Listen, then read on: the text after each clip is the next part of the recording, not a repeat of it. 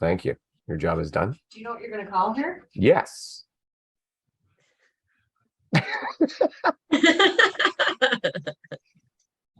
Welcome to the OFX podcast. I'm Dave Claxton, and along with me is the killer climber of Kelowna, Bethany McChesney.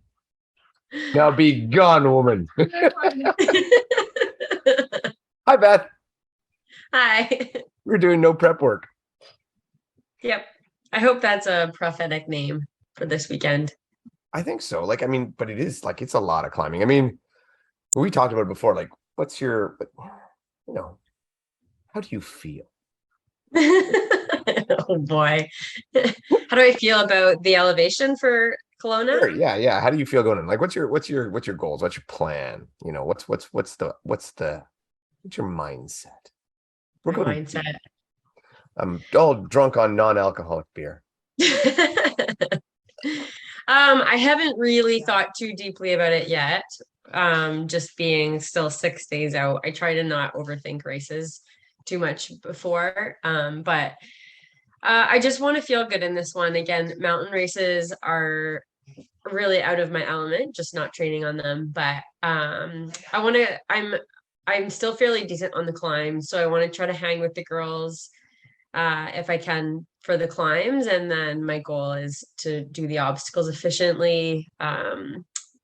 And then, downhills are probably the hardest thing for me. So, and I don't really give myself any expectations as far as trying to stay with the mountain running girls on downhills, just because it's really impractical. And I'm more likely to hurt myself if I try to do that. So just to feel good on the downhills. This course, though, is it's a lot more friendly than, say, the Tremblant race. We really only have 2 climbs, and it's mainly one big climb and then one half climb. Okay, so we're gonna get real technical here. So for people who are actually watching on YouTube. Or you get a share screen. Yeah. Look at that. That's the map, right? Yeah. So you see, it's kind of one big climb, and then you go up a little bit, all the way back down, probably into the festival area, and then another half climb, and then back down. So, and the grade is the steepest is only 10%. I think I saw. That's all too small of an image for me to see, but whereas Tremblant, I think we had 6 summits and a couple hundred more meters of elevation, and the steepness of it at some points was like hands and feet kind of scrambling. So quite different than this course. That degree there with that incline is fairly runnable, especially that second climb. So it shouldn't be as long of a race as some of the other mountain beasts. As far as just from that elevation chart, you never really know what Spartan throws at you, but just based on that there, the downhill looks far steeper and rougher than the uphills. Yeah, it does. And I mean, it's probably, from what I hear, probably gonna be pretty technical too. It's funny because I just look at that sprint one and I'm like, hey, that's exactly how I like to do it. Straight up, straight down, be done. Just one shot. Yeah. But I mean, I don't know, those climbs do look steep, but there is only the 2 full climbs, and then you're into a bunch of partial ones, and a lot of it, and you're right, the descending. And we talked about before, how do you practice descending if you got no hill? Climbing is one thing. You can go upstairs, you can do box step ups, you can do a lot of stuff to build your power for climbing, but descending to get your body ready to take that abuse and that technicality of it, right? Because so much of descending is technical running and courage. Yeah, and without doing it, it's really hard to gain that confidence with downhill running. I try my best to train the musculature, but again, some of these downhills, they're taking 20 or 30 minutes sometimes. So you're just to mimic that in the gym, or I don't even know where to find a treadmill that slopes down. But even then, it's more to me the technical side of it. It's a thing of beauty, when I watch people who are really good Oh, at it, it still just kind of blows my mind that people can be that confident on technical downhills. But yeah, I don't know how you train that unless you run in the mountains. So it's just one of those things for me that I do my best, but I also know that that's just not something that's ever going to be a strength for mine unless I move to the mountains. yeah. I mean, you think back to, I think it was oh, what the hell is his name now? I'm gapping on his name when he had that big breakout and he was the ultimate downhiller for Spartan Oh, race. Johnny Lima. Lima, yeah, Yeah. and just watching him go and just all all danger to the wind. Who cares? I'm gone. Just bounding Yeah. like Caution to the wind. all caution to the wind, exactly. And it was just like, wow, like you can't do that without practice. I mean, I'm pretty confident that I can go on like a ski hill downhill and just let it go and let the arms flail because the terrain is pretty safe. But as soon as it gets technical, I mean, I'm cowardly. It's, Yeah. it's Yeah. it just takes like a little rock or something in your dust, and I don't know. Yeah. I think that might be the skill set that impresses me most about some of the high end Spartan racers is that Yeah. downhill ability. I agree. Mhm. And as far as like you say, like a treadmill, I think some of those incline trainers can drop down a little bit, can get like a little bit of negative, but maybe like 3% or something like that. And then, Right. I mean, that's really nothing. And then people, I guess, can block them up and make it worse, but you're gonna trash your treadmill. So do that at the gym with someone else's treadmill. But yeah, so I mean, and then you got we look at placement of the obstacles, and I think it's pretty standard fare for Spartan on this, right? Like, Yeah, you kind of have all your walls at the beginning. They throw in the monkey bars somewhere close to the beginning. It looks like a lot of the failable obstacles are in that final stretch. So with, let's say there's 30 obstacles. So the last third of the obstacles is really where the failable stuff is with your multi-rig, the box, yeah, which yeah, again, the box is a big question mark, especially for shorter women, depending on how long they leave that rope. It's quite failable still. And then you have your beater, and twister is right before the finish line, which is also kind of interesting because we've seen a lot of that slip wall, helix slip wall right at the finish line. So this one we have twister and then the inverted wall, which is a bit different. So yeah. The again, it only kind of makes the finish, if it's a tight race, makes it interesting to have something like the inverted wall at the end. But I like it better than the slip wall. I kind of like it too, especially with the twister and stuff being near the end because you have um something failable. Kind of brings me back to when they used to put the multi-rig right at the end, and it Yeah. was like even when there was somebody would maybe had a good lead, and it was Mm. okay, well this is still something failable here where it's kind of the same deal as when they put the spear throw at the end, and Yeah. it's that one last thing where it could get some people, but it doesn't Mhm. get anybody because they still let them grab on top of the rope rather than just rope, which is so wrong. Anyway, um, where is the spear for this one? His spear throw is It's like fairly 12. early. Yeah, it's early. It's in the early third. So I think in a way that kind of gives people that maybe out front that like, okay, if I do miss it, I can make it up. I know, and I can. Yeah, it's not going to decide the race. Like the race with Lindsay and Emma in one of the national series where Yeah. Emma just missed her spear, but she had a lead, and that's all it came down to. I don't like when races are decided simply on that at the end. So yeah, it gets that spear throw out of the way with enough time to catch up. So you know what, and this is just kind of a little bit of a side topic here as I'm looking at the obstacles. There's two Nissan barbed wire crawls. Yeah. Nissan. So apparently, apparently Nissan is involved somehow. And I don't know about you, but when I think of barbed wire, I don't generally think of Nissan. Yeah, I saw that, and I was trying to think of how they would incorporate their brand into the barbed wire crawl, and I couldn't really think of anything. Unless, is there going to be maybe car tires in it? I don't know. Maybe that's a possibility. Again, you'd think that would still favor. You know what? Just joking aside, I just noticed it. But at the same time, if they have picked up and Nissan as a sponsor, kudos for Spartan. Great for them. I mean, Yeah. that's a big company, obviously, and it's always good to have a car sponsorship. So Yeah. we'll see. But I didn't even know that. It just caught me when I was staring at it. And if they have picked up Nissan as a Spartan as a sponsorship, why the hell are they not promoting it? Right. So anyway, Yeah. yeah.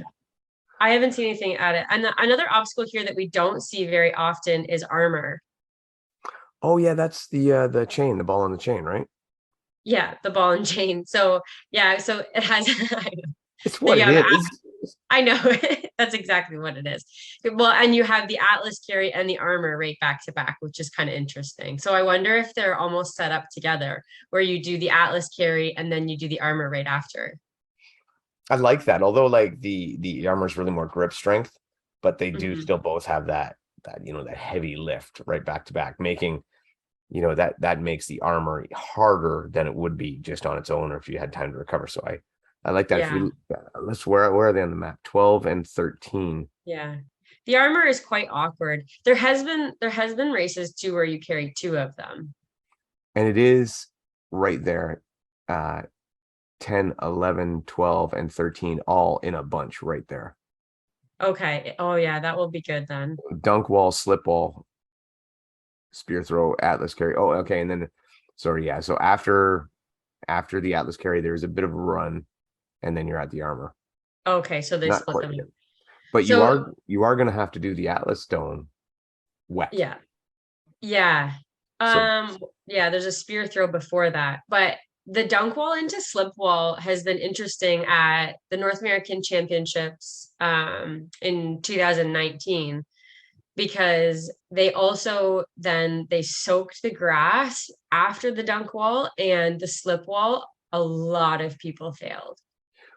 but that's good because normally the slip wall is a joke.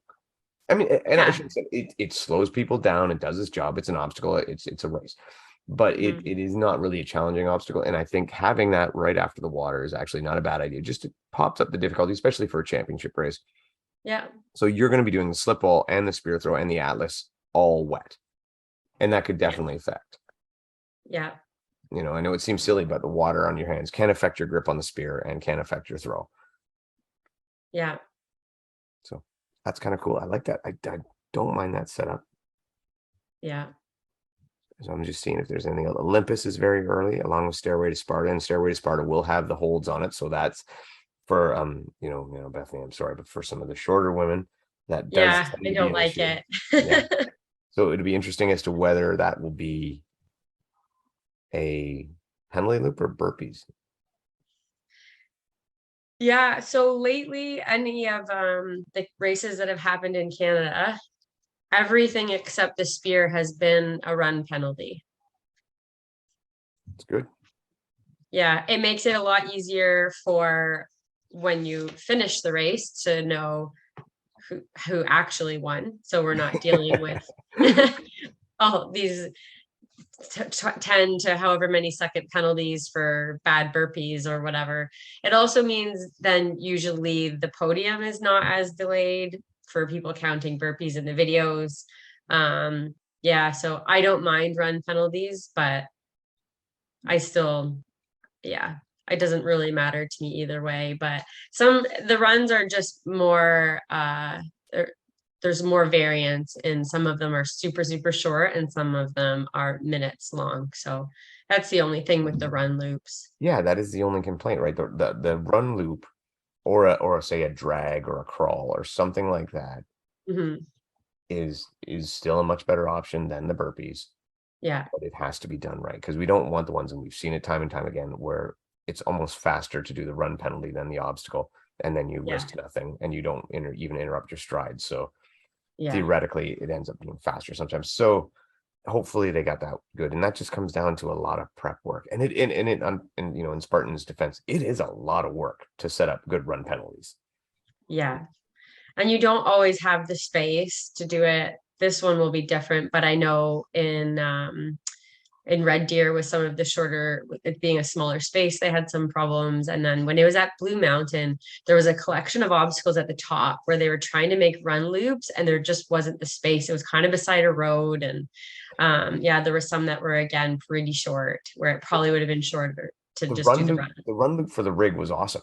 It was a great run loop. It was long. Yeah. It was, you know, a good run loop. The run loop, and then the next one, which was almost the next obstacle, it may be the next obstacle, was a rope climb, and the Yeah. run loop for that was shies. Yeah. You know, it was nothing. So yeah, that's the tricky part. It's a good system, it's a good idea, but it takes a lot of work and a lot of planning, and you know, Yeah. hopefully they can figure that out.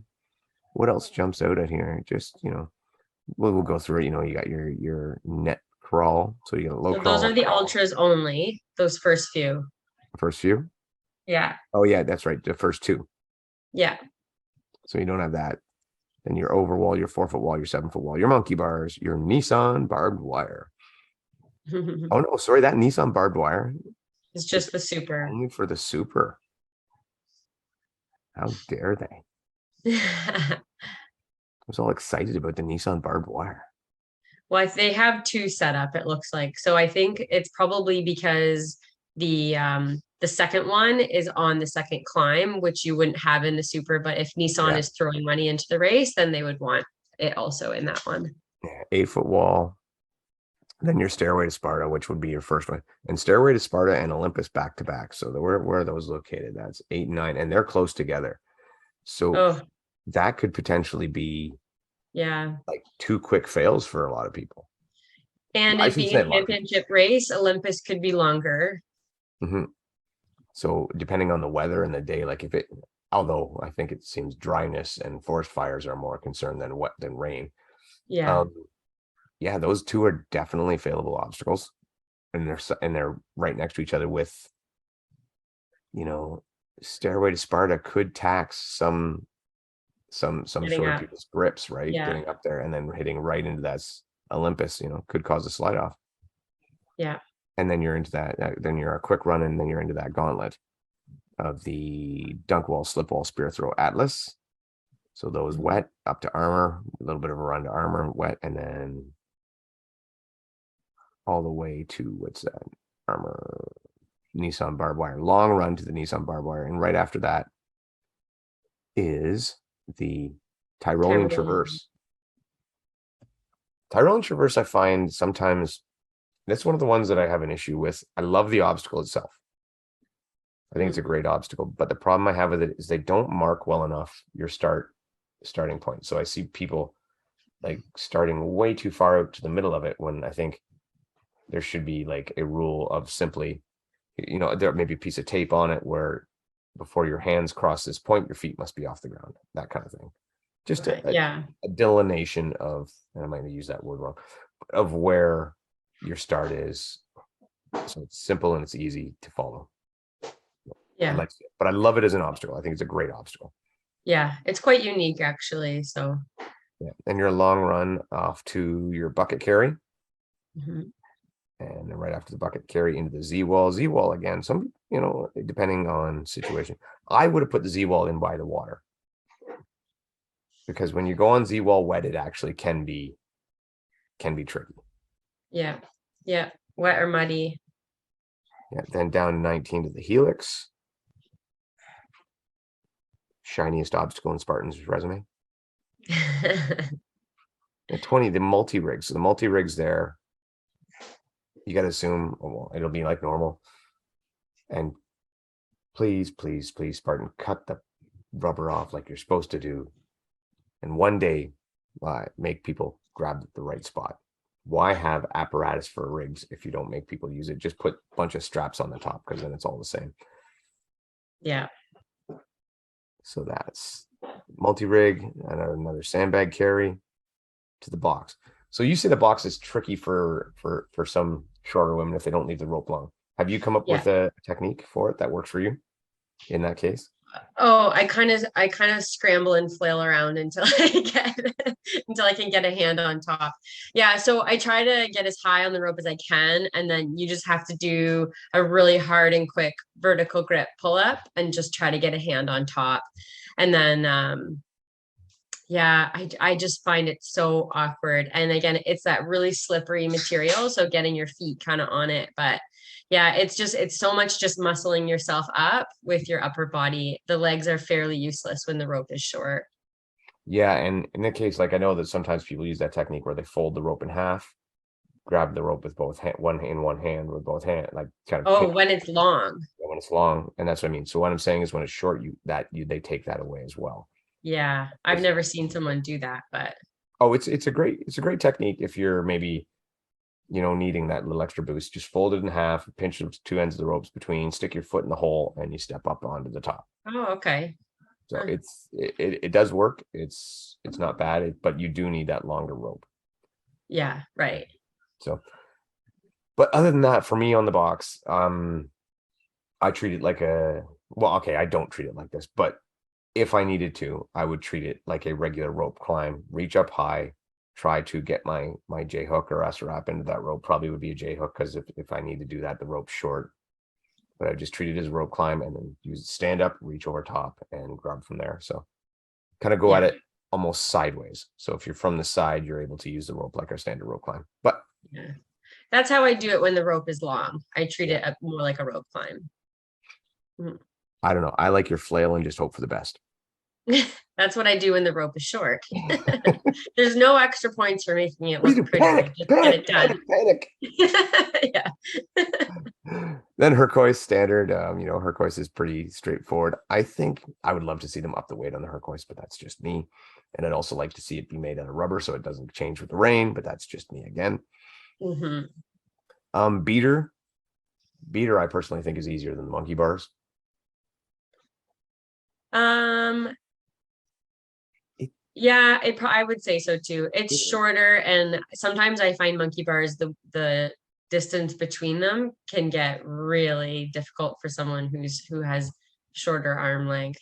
But the swing of the beater actually gives you more momentum and makes it easier for you to reach forward. So I mean, if yeah, you're, and I mean, I'm not tall, but I can go through beater in two. Well, what is it? One, two, three moves. free, yeah. Two if I was feeling really brazen, I'd maybe give it a shot. I mean, isn't risk reward. I would probably not do it in a race, but playing around for sure. Yeah. Rope climb, classic. Always love the rope climb. Vertical cargo. I like the vertical cargo near the end because I think in a close race, the vertical cargo net can make such a difference. Yeah, and again, people who are willing to take some risks, and if you're willing, I can't do the flip over. I just psychologically I can't do it. But people can do the flip and then jump down. It's faster.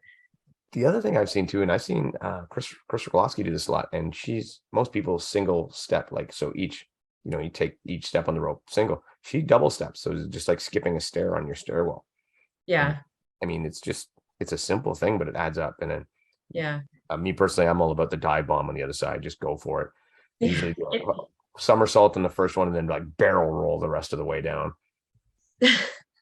it takes a bit out of your legs too, just because it's when it's loose, especially. Yeah, Um, and that's why a good technique is always don't so grab the I think though you're truss. talking about the A-frame. Yeah, yeah. Isn't that what they say? Oh, is that so vertical cargo? Yes, I was talking about the A-frame. The vertical cargo, same thing though. You can't do the flip over the top, I can on the A-frame. but not the And vertical. no, Oh, come on, come on, it's toughen up. scary. That's why I beat you at Red Deer. That in the boot. Um, yeah, that really saves a lot of time. And the only thing is sometimes you do get a little knock on just above the butt on the back from the Yeah, crossbar right yeah. there. So you got to Mhm. kind of hit that and bounce off and run. The other part of the vertical cargo is because it's the beast, you'll have the table involved and you have to do Right. the tabletop. Now, Well, again, don't they that's usually say 2.0? I don't know if they say 2.0, but I just know that generally on the beast that tabletop is on, so I would be prepared for it. Yeah, that's true. Now, is that one that gives you a problem? Because again, that's kind of It only does if it's coming off of an incline. If you're running up to it, Mhm. I've never failed it. I can do it, but I have fallen off of it on my first attempt. Well, let's see. It is vertical cargo 26. So it's right near the end. Yeah. I'm going to say that it is right. My guess is it's going to be right at that peak, that last peak. Yeah.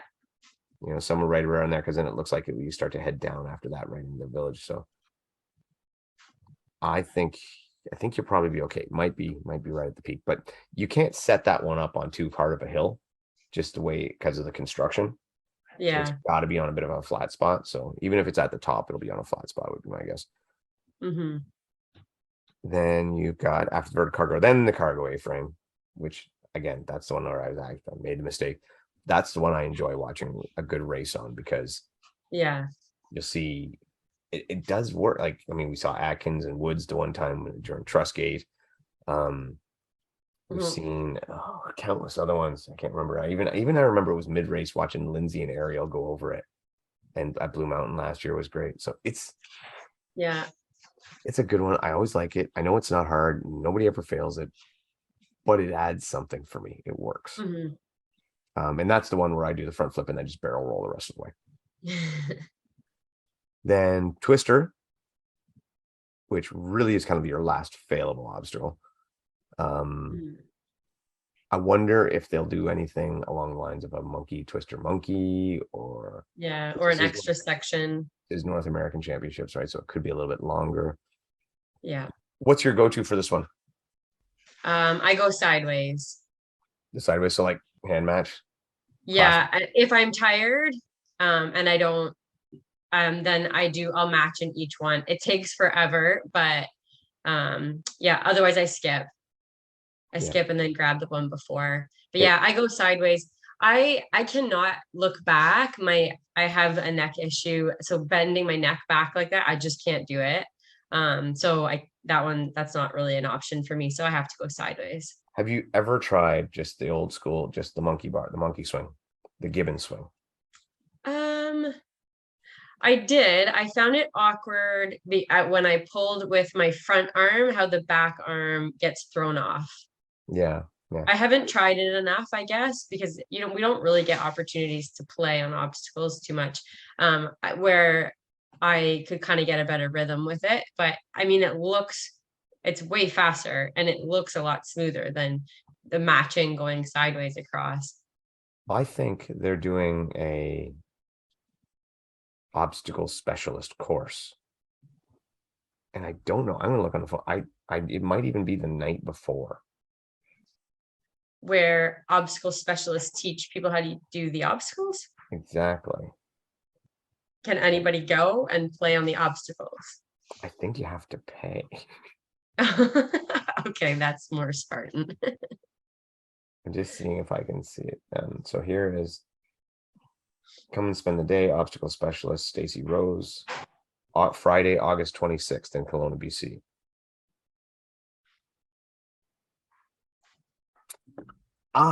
If I was racing this race, I would totally be all over that, just to get a layout of the land. Yeah. A layout of the land, to get my hands on things, maybe to try a few goofy stuff, just to see how comfortable it is. And especially if you were in a situation where I don't get to try an obstacle a lot, I would definitely be on it. And that to me would be, none of that, it'd be fun too. You know what? It'd just be a good time. Yeah. And I'm sure obstacle specialist Stacy Rose has some good tips.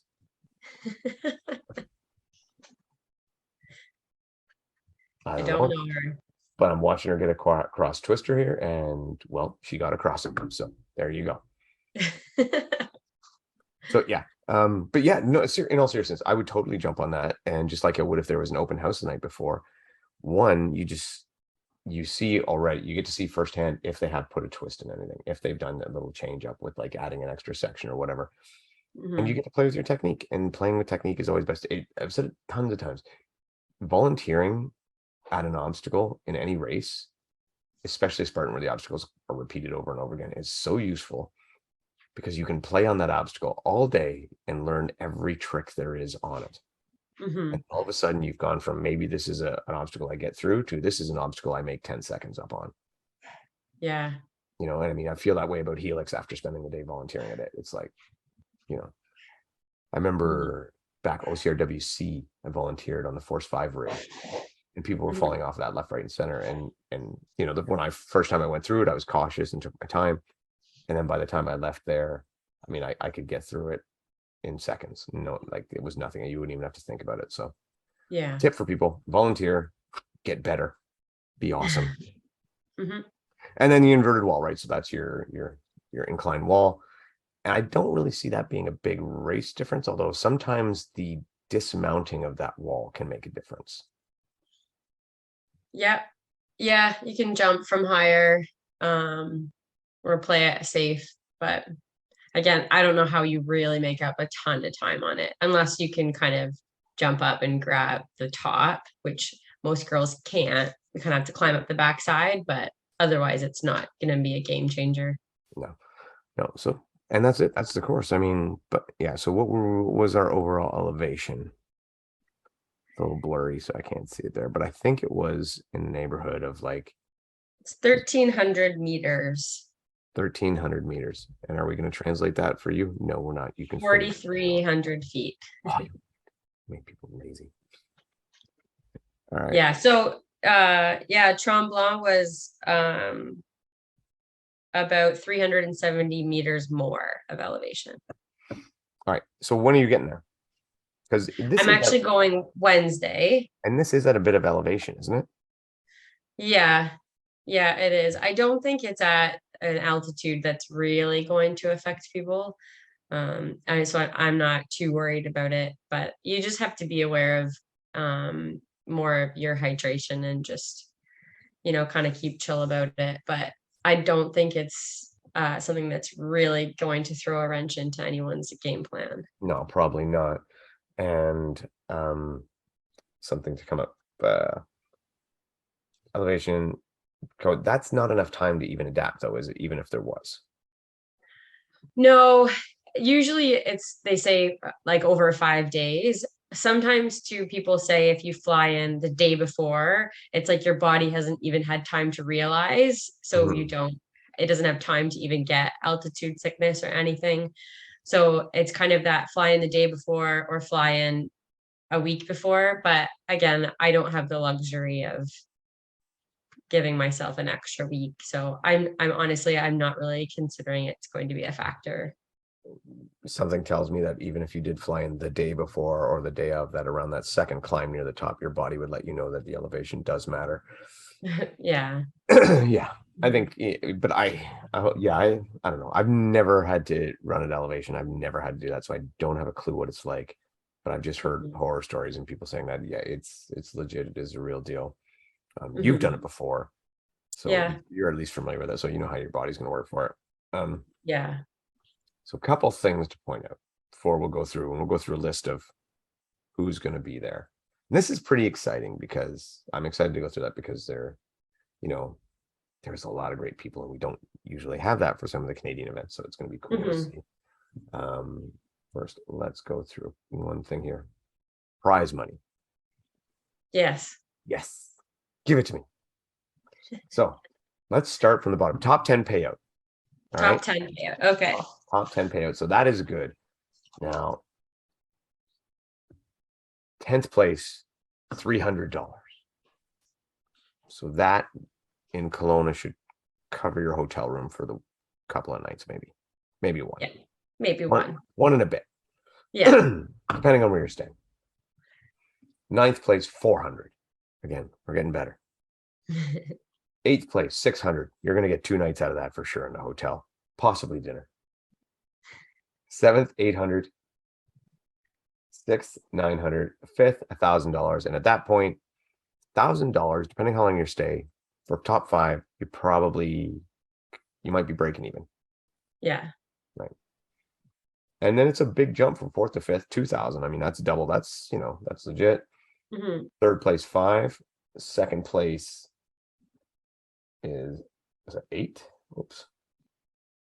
Great. Now I moved it. Hold on. Yeah, 8,000 for 2nd, which is great, and 12,000 for 1st. 12 and 8. That's some good money, and that's definitely worth it. And you know what? I mean, I'm joking and kind of teasing Spartan, but in reality, it's great they're putting up prize money. because I have been watching some of the other sports, and some sports get cool prize money like CrossFit and whatnot. And then other things like some of the trail races and stuff I see, which people are like, oh, I want to go trail racing and this and that and that, and then they're not getting paid jack. Yeah. So I get confused on that one because I hear like people like, oh, Spartan and obstacle course racing is not a real sport. I want to go do trail running, and it's like they're not getting any money. But they do seem to get better sponsorship and better coverage, and I don't understand that. But and I think opportunities with athletes getting sponsorship seems to be better in trail running. So I don't really know either. I mean, generally sponsorships and stuff all comes down to viewership, but I don't see a ton of viewership for trail running either. I guess the Golden Series, and is it called the Golden Series? I got that right? Yeah, the Golden Trail. So they do a really good job the last few years. Yeah. So I mean, that's where it is, right? Anybody wants more money in sponsorship for OCR, watch more. Get your friends to watch more. Yeah, when they do these live feeds too, like it looks like there's going to be one for this race. OCR report is doing it. Yeah. So, I mean, get people on it, get people watching it. And they did a good job last time. They had Bracken and Magida and Kirk all doing the commentary. Some people said 3 is too many. Me, I don't know. I would like to see more. For me, in that situation, and I don't know if it'll be like this. Probably won't be, but I would like to see all 3 of those guys in the same location, so there's no dealing with signal lag and lag through the talking, so they wouldn't be talking over each other. Because I think the 3 of them could work it out together and could make it go if they are that. It's so much easier when you're side by side with somebody than trying to do it online and feeding off video cues that could be late. They did do a good job with signal. Their only down point in the last one really was that the feed started late for some reason. I have no idea why, and that kind of sucked. But it is what it is. It happens. I think they'll do a good job. I'm really hopeful and I'm really optimistic, and I know that they'll give it a good effort. So I know I'll be watching. Maybe they could get a female in there, mix it up a little bit. Someone who maybe knows the athletes personally a little bit more. I don't know. Are you throwing in a resume? Well, I'm racing, so I can't. I'm just saying. That's a good call. Who would you put it in? So we'll go. All right. Who would you put it in? Like, I'm thinking. Well, Amelia Boone's done a good job. Yeah, Amelia Boone has done a good job. Yeah. Nicole Miracle's not racing, so she could do it. Nicole is good, actually. Yeah. Yeah. I would be glad to hear Nicole talk on there. That'd be all right. I was trying to think outside the box a little bit. Someone like Callie Schwackart. Yeah. Callie, she can talk. She's good and she knows the game really well. She's very smart. Yeah. I think there could be some good ones. Yeah. Ashley Heller I didn't see her name on the list. Also someone who knows all the athletes and she's done all the races. Yeah, absolutely. So let's go through the list. To the list here, the dramatic reading of the entry list. Are you going to read them all? Actually, maybe here. Let's see here. Who do we got here? Well, I would feel bad if I just called out someone and then just left people off. I'm like, well, person's not worth reading. That's just mean. I don't want to be that guy. Who am I to judge? All right. We'll be quick. For the women's here, let's see where they go down to. All right. We have Nicole Byron, Emma Cook Clark, who has to be one of the odds-on favorites. Casey Monroe, always dangerous. Elise Hewitt, very good. Lauren Griffin, Christopher Goloski, never heard of her. Bethany McChesney, not familiar with her work. Monica Holmwood. Again, in all, I'm not sure about who Monica is. I don't know her very well. Arwen Keynes, Elizabeth Murray, Teresa, oh Lord, Shilnakova. That sounds close enough to me. Amber Nelson, Leslie Hackett, Roselia Bilodeau, Ashley O'Hara, Jessica Dorsey, Jess Kidd, Lindsay Webster, maybe all right there. Jessica Lemon, kind of a return for Jessica Lemon. So I don't think she's racing. Oh, they just teased us with it. Yeah, she's dealing with a back injury. Oh, that's too bad. Sherry Boyle, we've seen Sherry Boyle a lot. She does great. She's good. Sherry Yeah. Boyle representing that masters division, we'll call it. Yeah. And Kyla Brass. So Mhm. those are your women. Of those, jumping out immediately, obviously, Nicole and Emma, I think, are going to have an You mean epic. Lindsay and Emma? Lindsay and Emma, my bad. Yeah. Nicole would be part of an epic battle if she was there. Yeah. But yeah, Lindsay and Emma going to have an epic battle. Two good Canadian girls battling for Canadian crown. Yeah. But then, it becomes a little bit. So I'm curious. I mean, I have my picks in mind who I'd do. So who would be your top three? Maybe even your top five if you go through, because top three, top five is going to get tricky. So who's your top five? Let's go. Even top three it's a bit, again, it is a bit tricky. So like Chris Wargowski is obviously having an amazing year. Mm-hmm. She's racing so much, and another 100-miler this weekend, I think. Mm-hmm. And so I don't know how people come back from a 100-mile race and race the following weekend. She seems to be able to pull it off. So she would definitely be in that mix of the top five in my predictions, maybe third. Rose Wetzel is also always a contending Rose force. isn't on there though. Rose isn't on there. Yes, she is. Where did I didn't even say her. I don't see her there. Okay. Take a look. Oh, okay. I'll double check.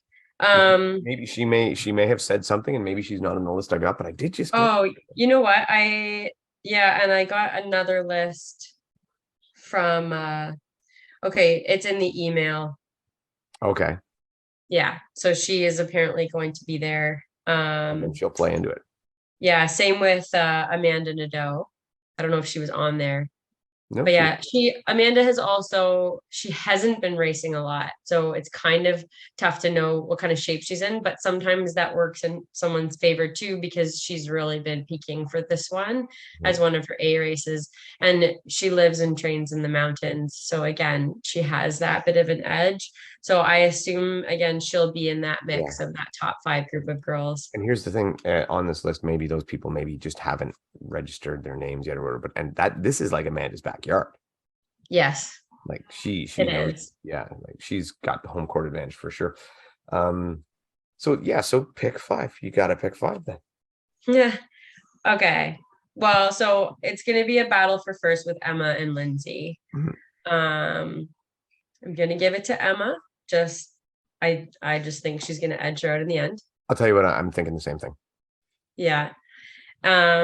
Number three, I'm going to say, if Rose is going, I'm going to say Rose, Chris Wargowski, and then Amanda Nadeau. Okay, so I'm going to take Chris for third. Yeah. The 100-mile thing, I get why that's a concern, but I swear I seem to remember the last time she pulled off her best Spartan race was a week after she did a 100-miler. So she and Chris is just obviously never to be underestimated. So yeah, I'm going with Chris for third. I'm going to give Amanda fourth because I think she's been working hard. I know had a lot of stuff. She's been building house and whatnot, but I think she's been training, and I'm a big believer in home court advantage. Yeah, I really think it matters. Yeah. And Amanda was our mountain running series champion in 2019. So yeah. And then if you say Rose is going, you can't count out Rose. She's always does a great job. She's just a beast. So yeah, we're pretty close there, other than the Amanda and Rose switch up. Emma over Lindsay. I think it's going to happen too, and I don't know why. Because every time I think, okay, Emma's making these great grounds, then I'll see Lindsay's won some epic mountain trail race and done some crazy stuff where she's doing just as awesome. And I'm like, I don't know. I just think that maybe the terrain might favor her a bit more. Maybe it's that home court bias. She doesn't live in Kelowna, but she's out that way. If this was in Tremblant, maybe I'd pick Lindsay over Emma. It's a coin toss. So yeah, you could go either way, really. Yeah, like blue, I might give the edge to Lindsay over Emma because she knows that area so well. And and it's not as significant of a mountain like Emma, but again, Lindsay's been tearing up the trail racing scene too over in Europe. So Yeah, it's not like her running is slacked. It's Yeah. insane. So you know what?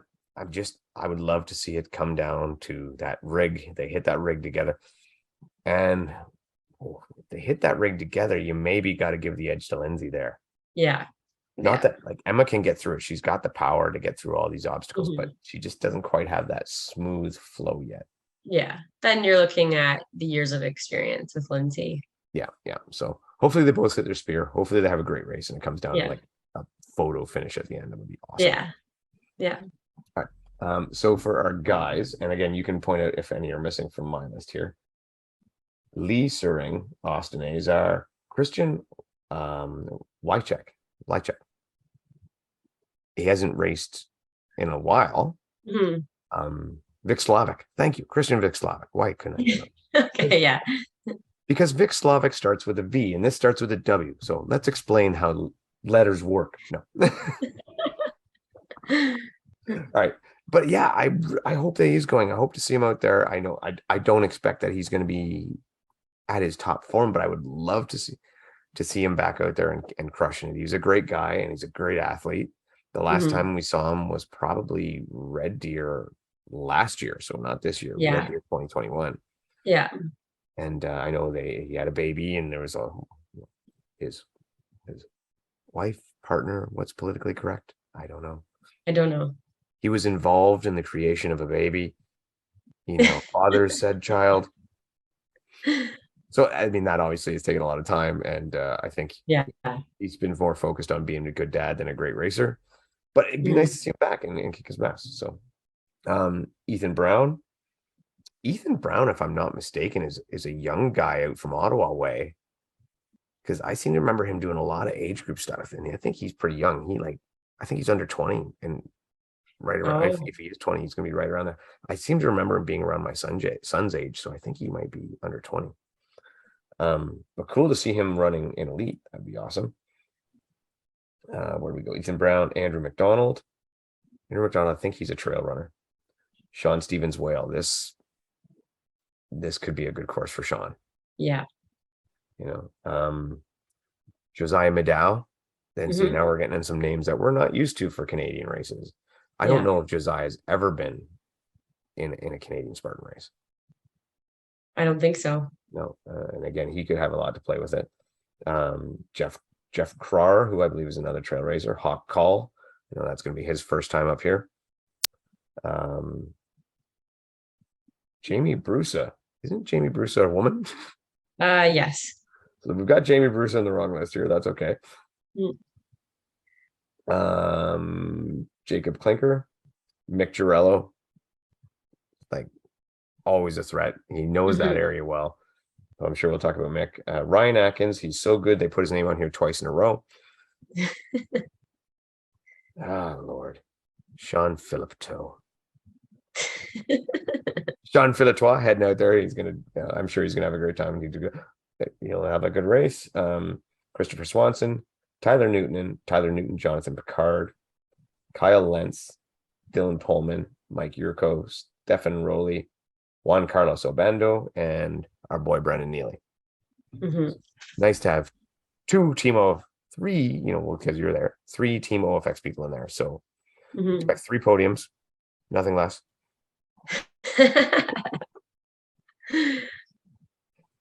So I mean, from the list, your obviously first instinct is to just say, well, Ryan Atkins is Ryan Atkins. But is it? I mean, Hawk Call has been really good. Yeah, Hawk has beat him. Yeah. Sean Stevens Whale is totally in his element there. Yeah. Mick can never be counted out on Canadian soil. And then Ryland's in great shape too. Now, see, do you have Ryland on your list? I don't have Ryland on my list. Yeah. Well, yes, again, he was in a separate email. Okay, yeah. So you got Ryland there. Ryland has been amazing. I mean, we've seen what he's been doing with Deca lately. Yeah. And Mark Gaudet is another name that's not on that list that's likely going. Yeah, he's good. Yeah. Is Hosick. I don't have Hosick on my list. I'm a little surprised because I know he sneaks up here sometimes, and this is he's a bit of a mountain runner guy. I don't have. No, I don't. So from what we have, how do you call your top 5? Oh, and Josiah Medal. I mean, I think Josiah could really benefit on this being dry, right? Yeah. I think it's going to be another battle with Hawk, Colin, Ryan. Just based on their last race result, I'm going to say Hawk, and Ryan seems to be focusing on some bike races right now. Not that that takes anything away from Ryan's ability to run on mountains. But I'm just going to put Hawk first. Wow. Ryan second. Yeah. And then I'm going to put Sean Stevens in third, but it will be a close third, I think. Wow. Well, who do you got after that? Top 5. Come on. Top 5. Okay, Rylan. Oh, now it's like you're looking at Mick, Josiah, and Mark Gaudet. Again, they could go any way. You got to pick. I'm just gonna say Mick. I'd love to see him in the top 5. Oh yeah. I do know Mick is super fit right now. He's running really well, and I believe injury free, which is huge. I'm gonna go with Atkins just because I'm gonna pick him over Hawk for home soil. Here's the thing with Hawk. He's amazing, but I look back and he's had 2 really good races. Yeah, and they've both been the same place, which is his backyard. Oh, okay. So I look at that and I think maybe not that he's not a good pick, and he could very well win. He could run away with it. But I just think that somehow gives him a comfort zone. And with his age and that factor, I think that's just given him such a comfort zone that he's really good there. And he walks into that thing with that chip on his shoulder going, this is my house. Defending his home turf. And you're not you're not taking into, he's not traveling. And traveling could take some people don't sleep well, don't travel well. I don't know about him, but maybe he needs that rest a bit more. Yeah. So I'm gonna go with Atkins first. I think Josiah Medal might get second place. I think he has that endurance, he has that running, that great running. I think generally what gets him is he screws up an obstacle and he doesn't get through them as fast. But I think with the length of this course and the fact that it should be very dry, I think will be enough to carry him through. So I'm actually going to call Josiah second. And I haven't even thought about these picks. I'm just going off the cuff. Then I'm going to go with Rylan. Wow. So you said Ryan, Hawk. No, you said Josiah second. Yeah, Ryan, Josiah. Rylan third. Rylan third. And because what I've seen is Rylan seems to best Hawk when it's not Utah. And I know that we say we don't usually think of it as putting much into it without the tire flip and but having the armor and the Atlas stone, and that's stuff that Rylan's going to do a lot better than Hawk. Right. So maybe. So yeah, that's the top 3. And then wow. Then I'm looking at Sean Stevens Whale, and I'm not saying this order, Sean Stevens Whale, Hawk, and Mick. And yeah, you know what? How about that? Sean Stevens Whale, Hawk, and Mick. There you go. In actuality, what I am going to pick is I'm going to pick Atkins, Sean, Mick, Brendan, and then Sean Philtois. So we'll get my full Canadian top 5. Yeah. Yeah, I think there'd have to be some epic failures in some of these other guys for that to happen. But maybe. Yeah, that's realistic, I suppose. I do think that Mick is going to do very well, though. I do think he's super fit, and I think him and Sean are going to push people like they may not expect to be pushed. I don't know that they have it to make the podium, but again, if they did, I wouldn't be surprised. Yeah. If it was Red Deer, I'd be picking Mick to win because Mick just owns Red Deer. Yeah. Right. But and again, that flat running speed is just so different, and Mick has that. Which is odd because he's not a track guy. He does train on the track a bit, Yeah, though. but I mean, like, he's not a guy Like that's got this. traditionally, Yeah, that's yeah. got this sub 15-minute 5K or whatever. He Hmm. just runs that flat kind of terrain, that grassy terrain well. But Yeah. yeah, and that single track kind of rolling trail, I don't know, it just suits him. But I think Hmm. they will very, very hard push people. And it should be good. So yeah, realistically, Atkins, Josiah, Rylan, Hawk, Sean Stevens well. Sorry, Mick. I apologize. Make me look stupid, please. You too, Brennan. Yes. Use it as fuel. Yeah, exactly. But either way, it's a great turnout. It's going to be nice to see all these American talent come up here and give a shot at it. And I'm still surprised at a lot of people who aren't on these lists. I was just thinking the same thing. Like again, your Alex Walker, Ashley Heller, the people that typically do all of the races. No, VJ. VJ, right? I thought VJ would be here because his last race was a bit of a stinker. And I thought he would maybe be pushing to, sorry, that's a series. So maybe that's it. But I still thought he might be up here to give it to get his, I don't want to say his confidence back, but to be able to hit the last race of the series in a good space. Yeah. And plus, I mean, it is $12,000. And I mean, he would totally change the outlook of the race, but I guess it is another elevation beast, which is not his strongest suit. He has proven he can do well, but it's not really his strongest suit. So maybe, I guess it's just not worth it for him. Any fun from the women's side? That you said Alex Walker. Yeah. So Alex Walker is missing. Ashley Heller is missing. We also Ariel's off with a wrist injury. Margaret Jessen is choosing not to race this one. She'll be there cheering. And she did really well racing Lindsay and Tremblant. Again, a great mountain been doing racer. really good. I was kind of hoping to see her on this. Yeah, me too. So she's chosen not to race this one.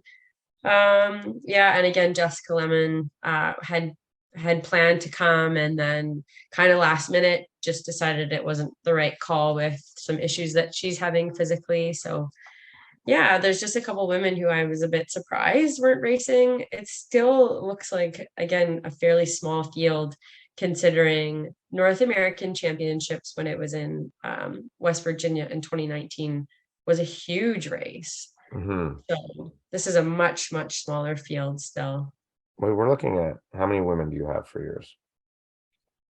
Like about 15. So you're looking at like 2/3 of the field getting paid out.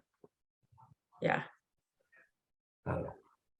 I would like to see at least 20 in both the men and the women. But and in reality, the men's field is not much deeper, maybe a few more. Yeah. Well, again, West Virginia, we had the men's field probably had 80 or 90 in the elite heat. Yeah. So, and the women, we were probably looking at 50 or 60. I think a lot of it is travel cost. Yes. Travel is so expensive right now. Yeah. I mean, especially up here, we don't get those discount flights. We talked about that many times, but hotels are super expensive. Gas is super expensive. Food is like, there are no cheap traveling anymore. I went down to Watkins Glen for the weekend, and anytime there's an event in an area, the hotels are just double, triple the price. Like you looked at it for the event and it's like $400 a night. You wait till the next weekend and it's $150. Wow. And it's just, everyone's trying to recover from COVID, I think, in their own ways. Yeah. Well, look at Chicago when we went for DECA, the price of hotels at that time. It's insane. Yeah, they were 3 times the amount when we went in 2020. Yeah. And we'd like to say it was because of DECA, but maybe Lollapalooza might have had something to do with it. But, it was jacked up. So please, by the way, DECA, High Rock, stop booking things during Lollapalooza. We'd really appreciate that. Yeah. No big events. Stay away from the big events. Can't afford to go if it is. Yeah, I think travel's just killing everybody. And between the time you'll have to take off work and the expense to travel, it's hard. It's really hard. Yeah. but it's still a good field. Kelowna is not near major airports again. So now I find actually car rentals, because there's such a shortage, are more money than the hotels. I can't remember who it was, but somebody told me they had to cancel their trip because they could fly in, but they couldn't get a car rental. Yeah, we're borrowing a car. I don't, the cost of the car rentals were just crazy, and Kelowna's not really close to anything. So But you have to, Kelowna does have an airport, don't they? yes, but it's an hour from this venue still. Okay. So yeah, you'd still have to figure that out. I think, yeah. And I mean, if it's a smaller airport too, that means there's less rentals than normal. Yeah. Uh, Yeah, it's just tricky with Spartan racing, right? Because these races are usually off in, mountain resorts and everything, which is just not close. When you're going to something like a Deca or High Rocks, you kind of get yourself into the city, and then you can take taxis. But there's an added complication when you're talking about the locations of these types of races. yeah, but and it's just the nature of the beast. There's no way to avoid it. Yeah. It's just you want to have essentially races in wooded areas. You're going to be away from the city. That's the only one I saw different was actually I did a Tough Mudder in Miami, and it was like in this park right in the middle of the city. Oh wow. So it would be let's not draw a huge comparison, but it'd be kind of like having a Spartan at Central Park, which by the way just sounds like an awesome idea, and I think they should totally do that. Yeah. It would be a great race. Faye Stenning would come out of retirement. That's true. Awesome. Mm-hmm. All in all, you must be excited. You must be ready to go. Mm-hmm. I will not be there. I will not be there because it is too bloody expensive. But yeah, you must be excited. I'm jealous. I'm envious. I'm looking forward to seeing everybody on hopefully a great stream from OCR Report. And yeah, I guess that's it. Anything else you got for Kelowna? No, I think we covered it all. All right. Well, wind it out. Yeah, thanks everyone for listening. Hopefully I will see you in Kelowna. We will try to do some coverage of it after. So have a blast this weekend to everyone going, and good luck in your races. Take care.